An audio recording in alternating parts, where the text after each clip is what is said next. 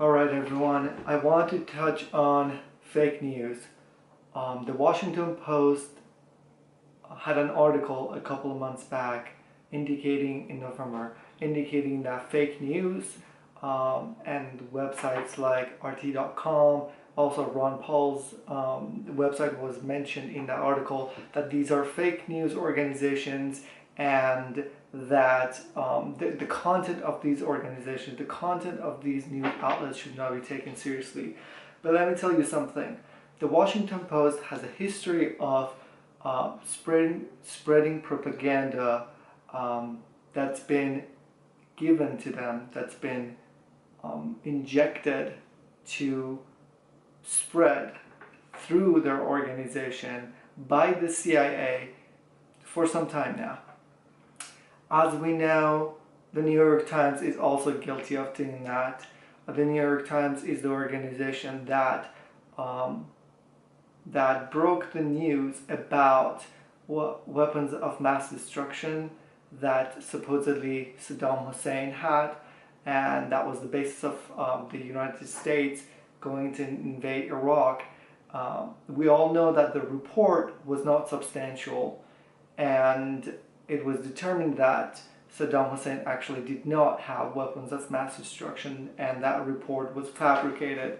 But the New York Times went ahead and published it anyway, because it was a propaganda platform, or a platform for propaganda that was used by the CIA.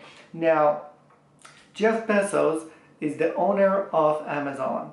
They have a $600 million contract with the CIA to provide them with computer equipment and technology equipment.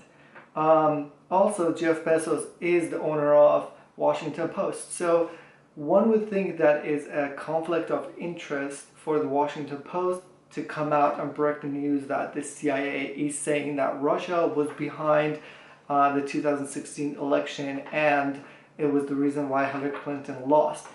Well, let's take a look at what the CIA has done in the past. The CIA's report helped trying to overthrow the government in Iran, which happened in 1979, overthrowing of Cuban government multiple times. The CIA has tried to do that.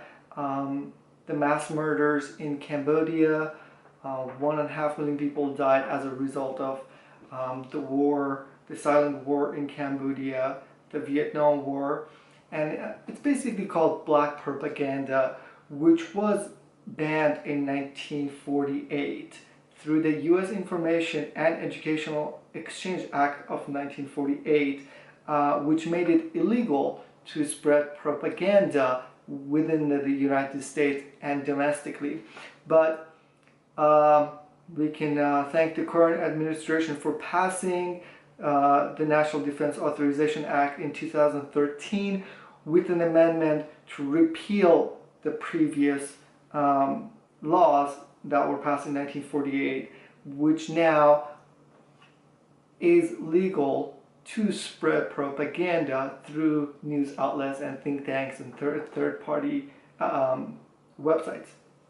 Now, having said that, we also know about the Pentagon and their spending of $540 million on creating fake news, fake terrorist news content through Random Group, which is a PR firm, between 2007 and 2008. So that was actually not legal, but they went ahead and made it legal. There's more to come. Please subscribe below. Thank you.